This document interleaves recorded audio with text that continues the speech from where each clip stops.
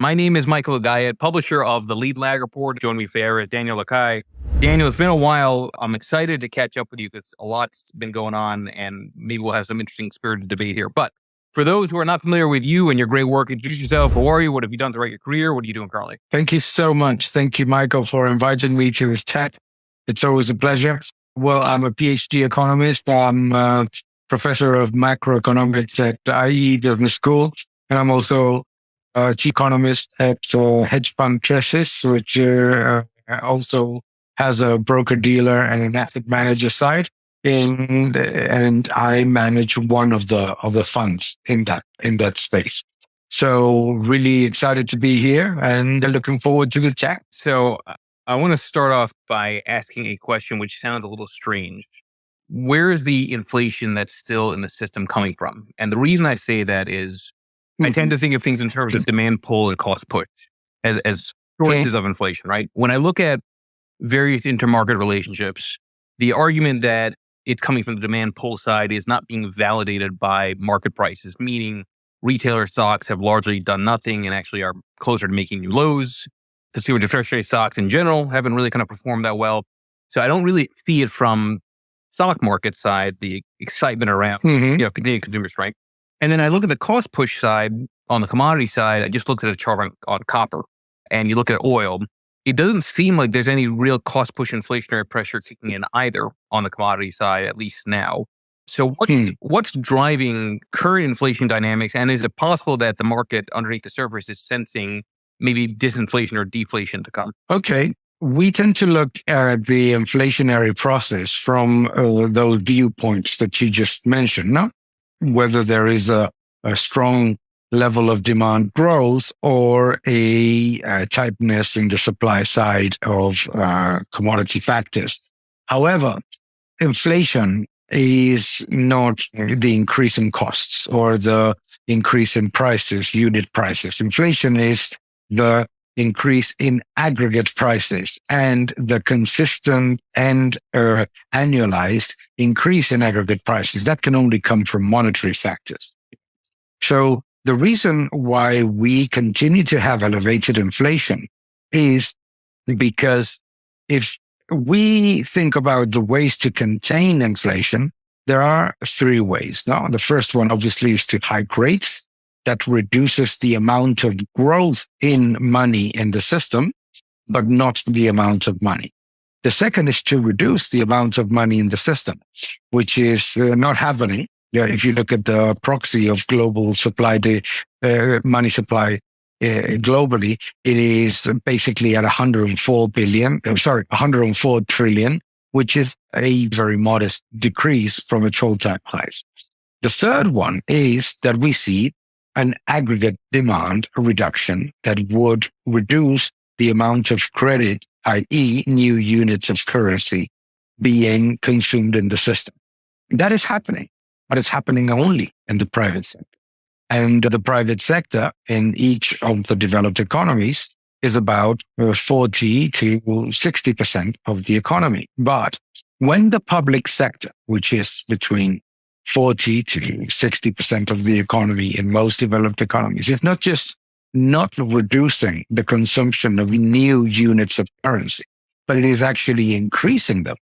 We have in the United States the so-called Anti-Inflation Act, which is a pro-inflation act, which basically means that the government is spending a lot more. So that is basically what is happening. What is happening is that the monetary aggregates are actually not reducing as fast as the indicators that you rightly mentioned would show. And yes, obviously there is a decline in monetary aggregates, but we have to include in those monetary aggregates the amount of money that the government is consuming through deficit spending. And that is showing us that basically, and that is consistent with a 3.5%, 4% inflation.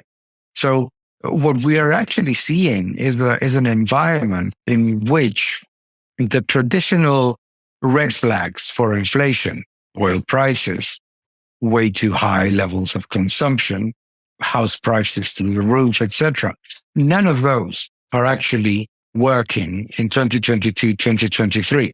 but we're forgetting the largest one of them all, which is the government. And when the government deficit is 9% of GDP, when the government debt increases by 1.3 trillion in an economy that has just increased its GDP by 414 billion in a year, then that's where your answer is. It was obviously a leading question because, I've seen your posts around USGP hides weakness behind massive debt. I guess the question becomes, how long can that persist before there's some kind of other pushback, whether it's bond vigilantes, whatever that term means, or voters themselves basically saying, the government worker now is making more money than me and I'm working harder than the government worker. Well, that's a very interesting question. I think that ultimately the only way in which governments react to contraction in the monetary policy is when they start to see that the refinancing of their debt is much harder and much more expensive. So basically it's going to come from the bond market. And the bond market so far, although we've seen yields go significantly higher, the bond market so far remains relatively calm. And for a very simple reason, which is the same monetary reason, is that the amount of money in the system is way too high still, no?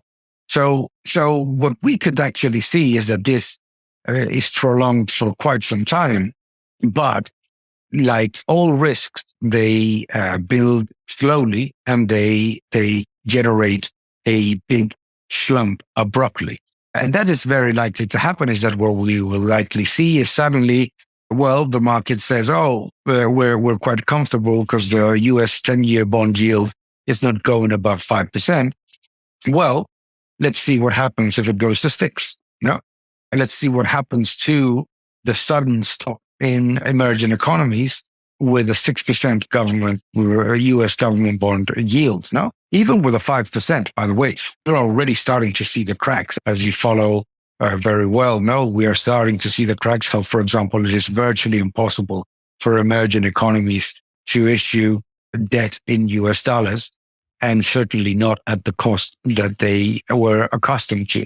And we're also seeing that the year of bonds that so many hailed probably way too fast has become another negative year for sovereign bonds. No, I guess the challenge is the real yield part of this, right? So because everyone references the actual yield level, but real yield is what will determine how difficult that funding side is. So you could have, right? So if yields stay at where they are now, around 5%, but inflation in the private economy keeps dropping, the real yield is going to keep on rising. So that's where I think it gets to be problematic. You don't necessarily, I think, have to go to 6%. You just need the real yield to be higher. Absolutely. If you see inflationary pressures drop and the 10-year yield of the government bond remains close to 5%, that certainly is the same thing as getting no change in the inflationary pressures, but yet the bond yield going to 6%. Yes, absolutely. I agree with you. So this is something that I think most people would agree with. No government's ever going to be able to pay off its debt. So the only real answer is to have negative real yield, negative real rates, so that the inflation rate's higher than what the rate that's being lent out. We're pretty far away from that. If you're not to say, if you want the conspiracy theorists, but how does the government get back to a negative real rate? Well, there are a number of ways. No, on the one hand, obviously financial repression. No, once central banks return to solvency, let's remember that the most important thing that is happening right now generates very few headlines, which is that central banks are loss making. And that is hugely important in monetary terms, no, because it means more inflation in the future. But the logical way to achieve negative real rates would be by forcing the central bank to keep rates significantly below the inflation or the long-term inflation expectation level. No, that would be the easiest. That's not possible right now. However, there are other ways of achieving it, which is with much higher inflation than what we are currently estimating. if you look at the long-term inflation expectations, they have risen quite fast in the United States, but they remain at 3 point. I do not remember exactly the figure right now, but I think that they're at 3.3, no, 3.3%. Imagine that you bring it up to 4%. So that is another way. Ultimately, what we're living right now is not a repetition or a return of what happened in the 70s, but it rhymes. No, I think it was the CEO of Halliburton that said that history doesn't repeat, but rhymes. This is pretty much like that. No, the governments are likely to impose a level of inflation that is significantly higher than the one that we would be used to in the past 10 years. And at the same time, try to maintain a level of easiness in monetary policy from central banks and become more similar to what the system was in the years before, in the 80s, 90s, more than the 70s. Does it rhyme more with Europe? Because it seems like Europe, as Lagarde, is going to be more likely to cut rates, will actually be, the first cut rates way before the Fed. I would say so. I think that the ECB is caught between a rock and a hard place. The ECB was the first to implement negative nominal rates, which is an economic aberration, and it's been an absolute disaster because it didn't help governments to reduce their debts. Actually, they took the opportunity to borrow even more, particularly in the fiscally irresponsible countries. So the Europe area trying to replicate the Japanese system of yield curve control, of being in a constant financial repression mode that erodes real wages, real yields, and erodes also the growth in the economy is very likely. The problem that the euro area has is that its trade surplus has shrunk, no, and shrunk quite rapidly. And obviously, that in order to have that kind of long-term financial repression that Japan has, you basically need to have a population of a very different nature than the one of the euro area, let alone the United States, complacent with the idea that your wages and your savings in real terms are going to be wiped out for some so-called social contract that never appears. No? Yeah, and actually that does become an interesting transition to Japan and the seemingly the elimination of the yield curve control side of things. First of all, just explain to the audience the significance of what's going on with the yen, the bond market, and inflation in Japan. I keep going back to, I think this is perhaps the most underappreciated risk. And I say that from the standpoint that I find it hard to believe that they can let the yen keep going the way it's going with wage inflation there not being anywhere near as high as the cost push inflation side from a currency adjustment standpoint. Well, I completely agree that what is happening in Japan is the most important thing in terms of the overall perception of how money works. Because if you remember, Japan was like the poster child of the MMT defenders, the modern monetary theory defenders. He said, look, now if you're monetary sovereign, you can control the cost of borrowing without any problem. You actually can have a very stable currency. And on top of it all, have a government that spends like there's no tomorrow. No, obviously that sounds great. And it's perceived as something that can go on forever when people look at forever with the very limited time frame of very recent history. And what happened in the last years is, particularly in the last 2 years, is that it all, like those toys that my kids used to play with, in which you push one thing and another one jumps on the other side, is that everything crumbled on the currency side. The yen fell to a 40-year low. Inflation did appear after trying to create inflation forever. When did inflation appear? When the monetary balance of Japan stopped being an almost self-regurgitating money supply growth element where people basically were absorbing their own debt, and the inflow of US dollars into the Japanese economy, which is a huge exporter, started to crack. And that obviously made the yen collapse and collapse in a way that the Central Bank of Japan cannot admit. So what does the central bank have to do? It has to bring the level of the dam a little bit higher. And that means that instead of assuming this yield curve control by which the government cannot pay more than a certain percentage, they need to raise it. What do they try to achieve with that? More demands for yen, no? They try to achieve more inflow of capital, buying yen and selling dollars, which is ultimately what we do when we purchase sovereign bonds in a non-US dollar denominated currency. So basically, that's what they're trying to achieve. Will they succeed? Not as long as the Federal Reserve continues in the current path. Why? Because you cannot basically just attract more capital into the yen at 2% yield when you have the US giving you 5%. And that is before you adjust the currency. No? So I think that it's, basically what the Bank of Japan has shown to all of us, and the Bank of England as well, with the collapse of the pound after a very expansionary budget. What it's basically showing us is that there is no such thing as A, monetary sovereignty, and B, there is no such thing as a central bank's ability to disguise all fiscal imbalances without having a significant impact either on inflation or on the currency, which is at the end of the day the same. No, so it's very difficult for the Bank of Japan to succeed with this policy, in my opinion. So, what are the implications on that in terms of global volatility? If they can't control, one thing is to say, well, the Fed's lost control of the bond market. Another thing is to say the BOJ's lost control. Well, the BOJ has lost control of the yen.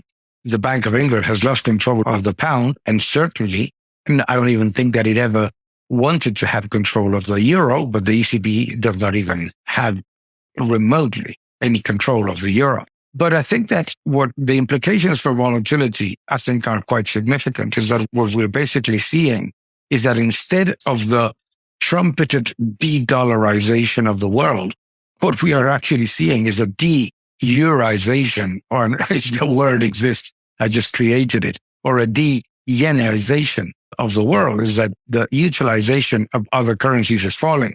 What that means for volatility is that volatility adjusted returns of emerging economies and non-dollar developed economies assets, both funds and equities, goes through the roof, because the level of risk that you need to take to generate the same returns in quoted equities, quoted bonds in those markets, considering the inability of the central bank to provide that sense of stability, which manifests in the currency right now, but may manifest in, I don't know, a sovereign debt crisis in the euro area, maybe, we don't know, or a big problem in non-funded liabilities and pension funds in the UK or in Japan. No, both.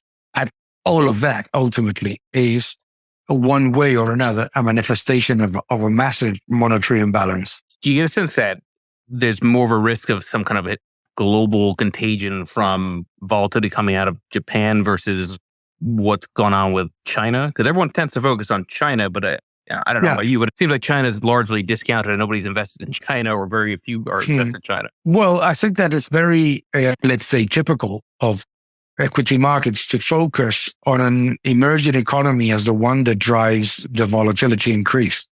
But as much as we like that, it doesn't happen. The volatility increases always come from when the cracks appear in developed, allegedly stable, and previously deemed as safe haven assets. So if we think about where the challenges may come from, they're certainly going to come from those assets in which pension funds or banks or investment funds put money, thinking that, when there's a risk-off scenario, let's buy Japan. Let's be long Japanese government bonds. And then the risk off happens and the Japanese bond falls as much as the Italian one. No, that sends ripples all over the market. And yeah, I think that is likely to happen just as it happened in 2022 when the Bank of Japan had to intervene 3 times and the Bank of England at the same time had to do something similar with a different alleged catalyst. And I say alleged because the catalyst is the same, is the manifestation of an increase in risk built from a completely unrealistic view of low risk in those markets. It seems to me like this is all sort of the perfect setup for gold to maybe break out and make new highs. I mean, I've noted that gold is more than just a trade or investment. It's also a warning. It's a signal. And there's been some interesting movement in the last several weeks. So yeah, almost like sudden spike in the price of gold. I'm sure you're seeing that too. Yeah. I want to get your thoughts on gold's movement. Again, I know it's short term. I know it can be noise, but I think it's worth paying attention to. I think it's very worth paying attention to because the moving gold prices these months is coming in an environment of complacency. It's not coming in an environment of, oh my God, there's a financial crisis. No. If you make a survey with investors, they always say that they're very conservative and very bearish. But in real positioning, investors are not bearish in any shape or form at all. None whatsoever, in fact. So the move in gold says a number of things. First, how massively underweight the average portfolio manager is in gold. The second is that the problems that are manifesting all over the equity and bond markets are because of the impossibility to solve huge monetary imbalances with just a few rate hikes. And you think about it, everything that has happened in the market is the following. Now, if you have an inflation burst, everybody says, oh, it's because of the Ukraine war. Oh, it's because of the supply chain disruptions, you name it, whatever it is, doesn't matter. So, phenomenal. It's just an inflation burst. But next year, inflation goes down to 2%. Central banks start to cut rates. No, they didn't. And no, they don't. And no, they don't again. And what happens in that process is that risk, instead of being, let's say, modified in terms of exposure, is actually exacerbated. Is that investors see that the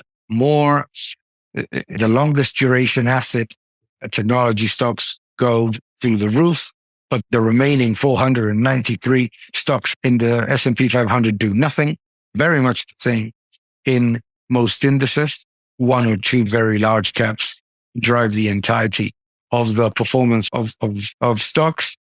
What was allegedly the trade of the year, sovereign bonds, works badly yet again. However, high yield performs adequately. No?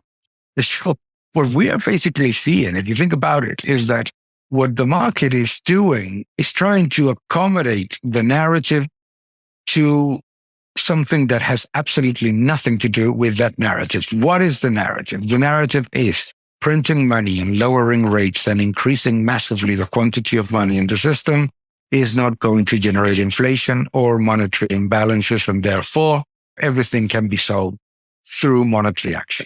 No? That's why nobody's paying attention to the fact that central banks are loss-making, because they don't care. But obviously, the longer the central bank takes to go and follow the narrative created in the past 10 years, the worse it is for investors. And the longer they take, and obviously because they're loss-making and because inflation is persisting, they're going to take even longer than people expected, then the losses mount. Margin calls become more expensive, etc. So that's why the trigger is not going to be China. With all of the challenges that China has, China is a more than discounted risk. The risks that are not discounted in any shape or form are the risks built in the assets that we perceive have no risk. charge sovereign bonds in developed economies. That I do agree with. Let me just reset the room for the remaining minutes here. Everybody, please make sure you follow Daniel here on X. And if you want to come up and ask questions, click that bottom left mic request button. And as always, this will be in podcast under Lead Lag Live on all of your favorite platforms, Apple, YouTube, and Spotify. When you look at the entire environment from a macro perspective, what asset do you get a sense has the most undervaluation, that is, looks to be the relatively cheapest? Oh, I certainly think that if we look at all of the asset classes today, gold and precious metals are the cheapest. That for sure. Everything else are varying degrees of expensive. But I also think that we have to be extremely careful about the commodity complex, because as long as China remains in a weak recovery, and as long as the marginal buyer of those commodities remains relatively unstable, I always say that the Fed wins the geopolitical and the supply side narrative hands down. So I think that is certainly attractive. I personally think that the United States investment grade universe is quite attractive in terms of value. And I think that a few of technology names that are not large enough, but are disruptive technologies are also attractive. So basically, and people are going to find this surprising, but I think that the dollar is super cheap. Super cheap. That's interesting. And why is the dollar super cheap? If you think, what is the market? If you want to distill the market into one sentence, the market is one long short bet. Long, whatever you want, bonds, equities, emerging economies, commodities, etc. Short the dollar, the carry trade. Okay. So when people look at whether a currency is expensive or cheap, what they tend to look at is at purchasing power parity. And they see the dollar is expensive in purchasing power parity. The euro is cheap in purchasing power parity. But that makes absolutely no sense. It's like going to a supermarket and thinking that the no one knows brand of cereals is extremely cheap relative to the Kellogg's one. Why? Because no one is paying attention to demand for currency. And adjusted for demand for currency, the euro demand is going down. The dollar demand is going up. And furthermore, the more that we see Japan, China, and others sell their treasury holdings in order to keep their currency relatively stable, the more the dependency on the US dollar in the next couple of years. So that's why I think it's obviously from a perspective of demand versus supply, and in relative terms, obviously it's in relative. Go to some of the audience for questions. Thank you. You're absolutely right. The traditional view of a 60-40 portfolio, bonds and equities, considering that in a downturn, bonds are going to be protecting you, and in an upturn, you're going to see a higher level of performance from equities, doesn't work. And doesn't work because of what I mentioned before, because of the extraordinary level of intervention from central banks of the past 10 years. So now, basically, there is positive correlation. So as you very well say, your Sharpe ratio comes down, i.e. your generation of returns relative to what the market is doing, and also your ability to protect your portfolio changes. So how do I look at this? I always say that you have to look at it in a portfolio. You have to have beta and alpha generating assets, and you have to have defense. They have to have defense. Some commodities defend you. Other commodities don't. Okay. So I wouldn't say commodities as an asset class. I would say some commodities. Would I think that, for example, oil is a good hedge in this environment? It may be because of geopolitical concerns and because of this environment. But for example, as Michael was saying before, commodities are not working and don't work in your favor in a downturn.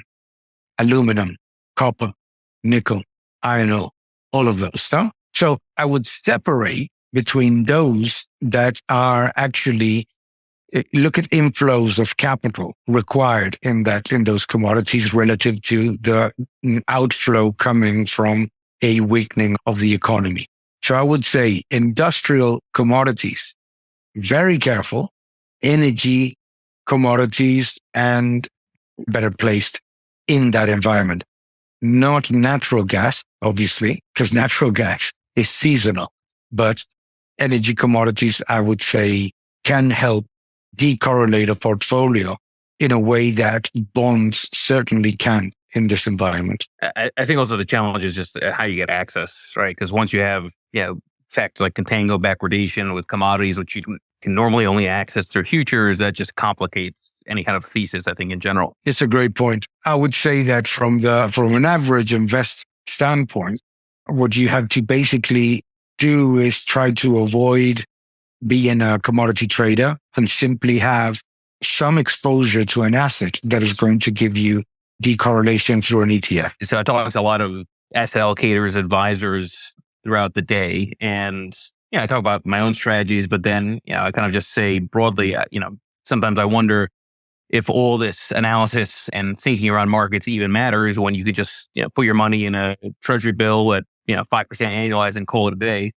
Why isn't just the answer to everybody's concerns to just literally be in treasuries, short duration? Well, because we have just outlined why, no? The governments in developed economies have broken all of the limits of responsible fiscal policy. Very high levels of debt and very elevated deficits, okay? So no government as a monopoly issuer of currency and of the so-called lowest risk bond is going to give you saver real returns. Why? Because it's called financial repression for a reason. It's a transfer of wealth from savers to the indebted.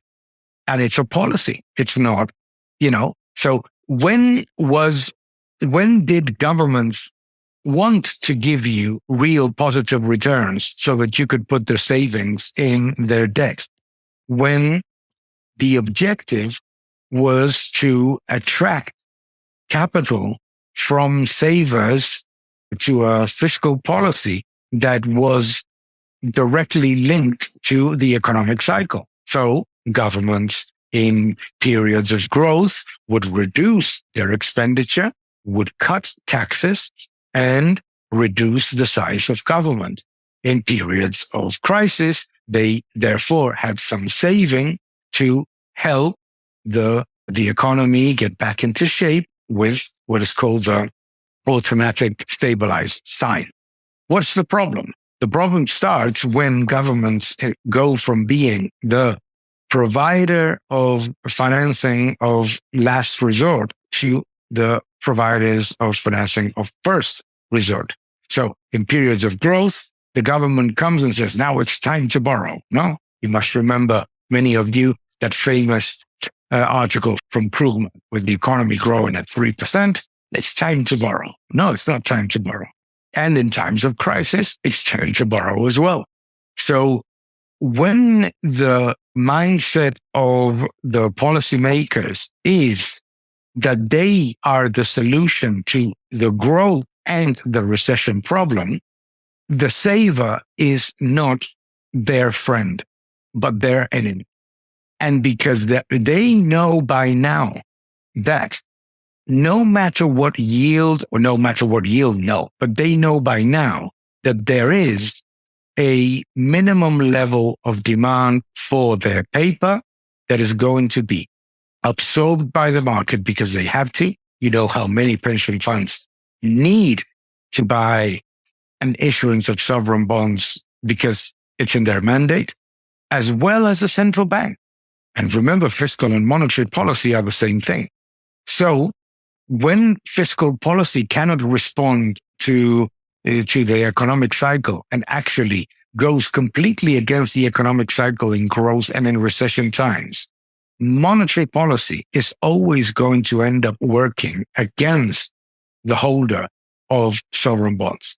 So the traditional view of Warren Buffett that you just own treasuries and a few stocks and close your eyes and enjoy your money doesn't happen, because in real terms, you are getting poorer and poorer. So what you're saying is what I've been saying the entire time for the last several months, which is that we're all fucked. That's what it sounds like. But no, allow me just to say one thing. Just not that we're all fucked, but it's inevitable that when we have seen and witnessed the building of a tsunami, and everybody was happy because the waves did not catch them, we need to understand that we may not die, but we're going to flood.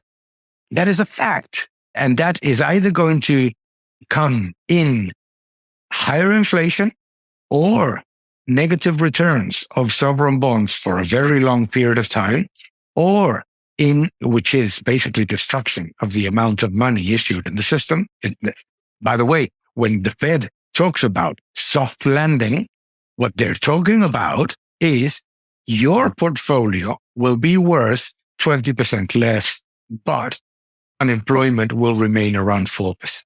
Okay? That is the soft landing. That means reducing the amount of money in the system from 104 trillion to 100 trillion without, let's say, the real economy suffering more than it should. And again, let's remember that the entire market is in relative terms. So the people think, oh, well, that means that the US government can do whatever it wants. No, it cannot do whatever it wants. But in relative terms, compared to the rest of the quoted currencies and assets, that is a big difference. So what we're not seeing is a de-dollarization. What we are seeing is a re-dollarization. So Daniel, I always go back to path matters more than prediction. So you sit from the standpoint similar to me. Do you consider this one of the more challenging types of environments to try to allocate based on the way the different paths are playing out? Because, yes, it's true. Clearly, if anybody was in the dollar, that was the most obvious with hindsight trend to play, although nobody would have thought that the dollar would have been the best inflation hedge, right, when all this started.